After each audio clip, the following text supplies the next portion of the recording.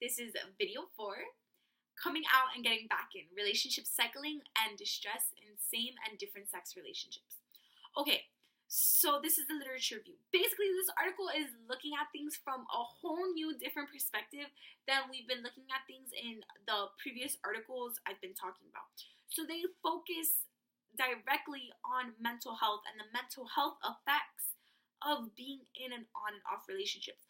Because anxiety and depressive symptoms are widespread, and relationships affect an individual's well-being, as the dissolution of relationships are linked to psychological distress. However, that psychological distress is usually short-lived. But when looking at on and off relationships, those symptoms may be more pervasive.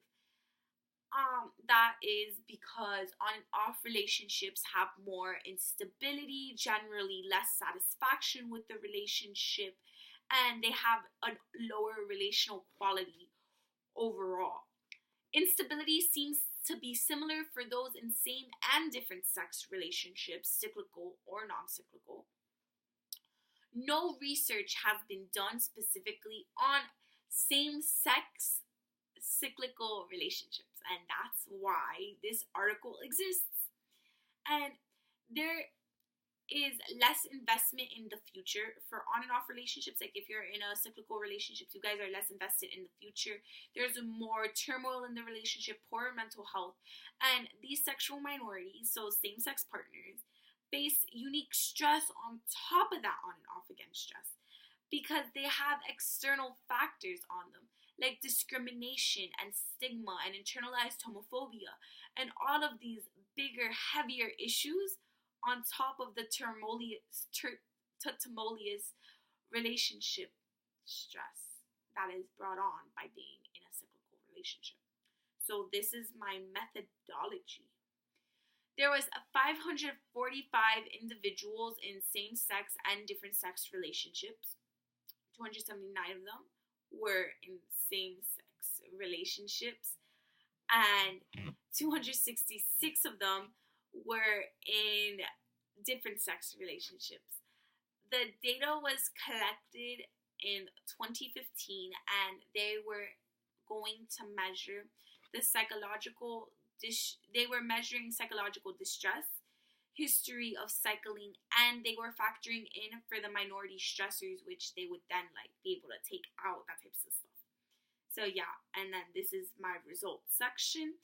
Occurrences of cycling are similar across all relationship types, but there's a higher frequency of cycling in male-on-male relationships. Not so much in female and on female, and different sex relationships are more or less the same. There's a positive association between relationship cycling and distress.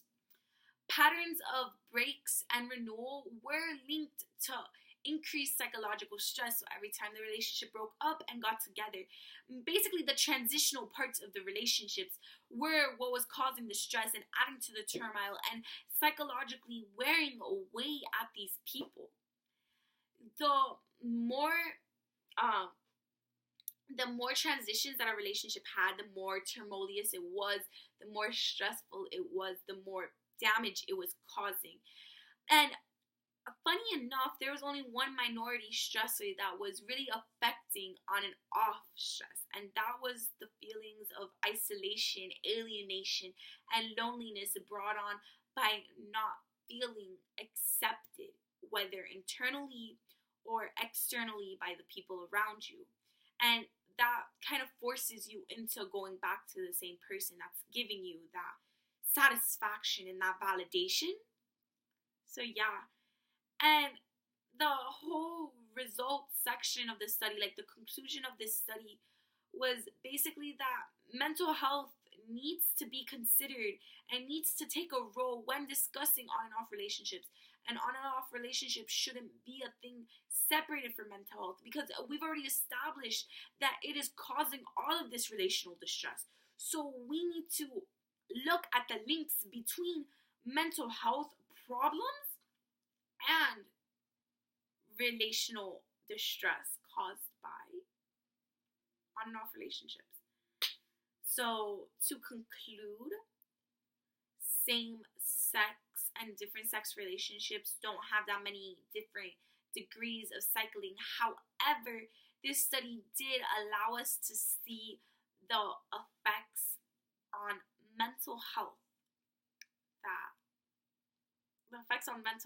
that being in an on again, off again relationship had. Yeah. Hopefully, yeah.